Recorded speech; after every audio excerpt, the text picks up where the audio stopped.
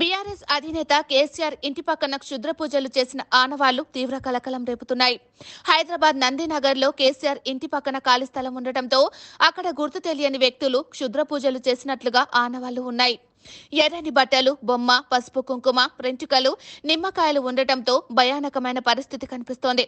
అర్ధరాత్రి ఈ క్షుద్ర పూజలు చేసినట్లుగా స్థానికులు అనుమానిస్తున్నారు. కేసీఆర్ ఇంటి పక్కనే ఈ క్షుద్ర పూజలు జరగడం చర్చనీయాంశమైంది. క్షుద్ర పూజలను ఎవరు చేశారు? ఎవరిని టార్గెట్ చేసేందుకు ఈ పూజలు చేశారు? దీని వెనుక ఎవరున్నారు? రాజకీయ దురుద్దేశంతోనే ఈ క్షుద్ర పూజలు చేశారా అనే విషయాలపై చర్చ జోరుగా సాగుతోంది. కేసీఆర్ ఫ్యామిలీని ఆందోళనకు గురి చేసేందుకే ఈ ప్లాన్ చేశారా అనే అనుమానాలను బీఆర్ఎస్ శ్రేణులు వ్యక్తం చేస్తున్నాయి.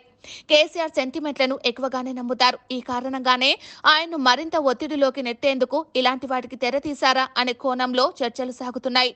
అయితే ఈ క్షుద్ర పూజలపై ఇప్పటి వరకు కేసీఆర్ ఫ్యామిలీ స్పందించలేదు. కానీ బీఆర్ఎస్ వర్గాలు మాత్రం ఆందోళన చెందుతున్నాయి. వాస్తవానికి కేసీఆర్ టైం బాగోలేదు. అసెంబ్లీ ఎన్నికల్లో గెలిచి హ్యాట్రిక్ కొడదామనుకుంటే ఏ అంచనా లేని కాంగ్రెస్ విజయం సాధించి అధికారంలోకి వచ్చింది. నిరుద్యోగులను, ఉద్యోగులను తక్కువ అంచనా వేయటమే కేసీఆర్ ఓడిపోవడానికి ప్రధాన కారణం. ఇక ఆ తర్వాత ఢిల్లీ లిక్కర్ కేసులో కవితను అరెస్టు చేయడంతో బీఆర్ఎస్ కు గడ్డు కాలం మొదలైంది.